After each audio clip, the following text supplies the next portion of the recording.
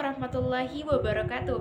Perkenalkan, nama saya Maureen Anissa Putri dari kelas 9H.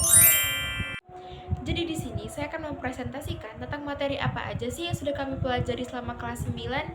Nah, salah satu materi yang sudah kami pelajari dan yang akan saya jelaskan pada video kali ini adalah tentang perubahan sosial.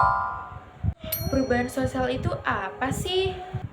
Perubahan sosial adalah perubahan yang terjadi pada berbagai aspek kehidupan masyarakat atau manusia. Fenomena perubahan sosial ini mulai dipelajari seiring dengan ketertarikannya manusia untuk dapat memahami dan mempelajari hakikat sebuah kehidupan sebagai makhluk sosial yang selalu mengalami perubahan. Perubahan sosial ini dapat dilihat dari bentuk-bentuk dan juga contohnya. Ada kategori waktu, cakupan, perencanaan, dan juga arah perkembangan. Perubahan sosial berdasarkan waktu meliputi evolusi dan juga revolusi. Evolusi adalah perubahan yang berlangsung secara lambat, sedangkan revolusi adalah perubahan yang berlangsung secara cepat. Contoh perubahan sosial berdasarkan evolusi adalah pembentukan karakteristik manusia berdasarkan kondisi alamnya. Dan perubahan sosial yang terjadi secara cepat, contohnya adalah revolusi industri. Perubahan kecil adalah perubahan yang terjadi pada sebagian kecil masyarakat, sedangkan perubahan besar terjadi pada seluruh masyarakat di Indonesia. Contoh perubahan kecil adalah pembangunan suatu pasar pada suatu wilayah tertentu yang sebelumnya tidak memiliki pasar.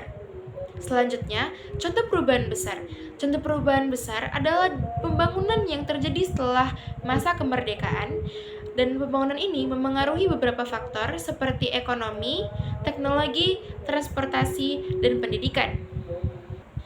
Selanjutnya, ada perubahan sosial berdasarkan perencanaan. Ada yang tidak direncanakan, dan ada pula yang direncanakan. Perubahan sosial yang direncanakan adalah perubahan yang terjadi atas kehendak atau perencanaan suatu pihak tertentu. Sedangkan perubahan yang tidak direncanakan adalah perubahan yang terjadi tanpa usaha yang disengaja. Dan yang terakhir, ada perubahan sosial berdasarkan arah perkembangan. Ada regres dan juga progres. Progres adalah perubahan sosial yang terjadi pada arah kemajuan, sedangkan regres adalah proses perubahan sosial yang terjadi pada arah kemunduran. Contoh progres adalah berkembangnya ilmu pengetahuan yang dapat menyadarkan manusia tentang pentingnya menjaga lingkungan alam sekitar. Dan contoh regres adalah hilangnya kesadaran manusia untuk melindungi dan menjaga lingkungan alam sekitar. Jika kita tadi sudah membahas tentang bentuk dan contoh perubahan sosial, kali ini kita akan membahas tentang faktor-faktor penyebab perubahan sosial. Perubahan sosial ini terjadi ada dalam dua faktor internal dan juga faktor eksternal. Faktor internal adalah faktor penyebab terjadinya perubahan sosial yang berasal dari masyarakat itu sendiri, sedangkan faktor eksternal berasal dari masyarakat luar. Contoh faktor internal adalah berkembangnya jumlah penduduk, munculnya penemuan baru, dan yang terakhir, terjadinya konflik dari masyarakat itu sendiri. Dan contoh faktor eksternal adalah interaksi dengan lingkungan alam dan juga masyarakat luar. Nah, itu tadi adalah simpulan materi kelas 9 tentang perubahan sosial yang sudah kami pelajari.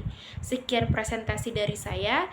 Terima kasih sudah menonton sampai akhir. Wassalamualaikum warahmatullahi wabarakatuh.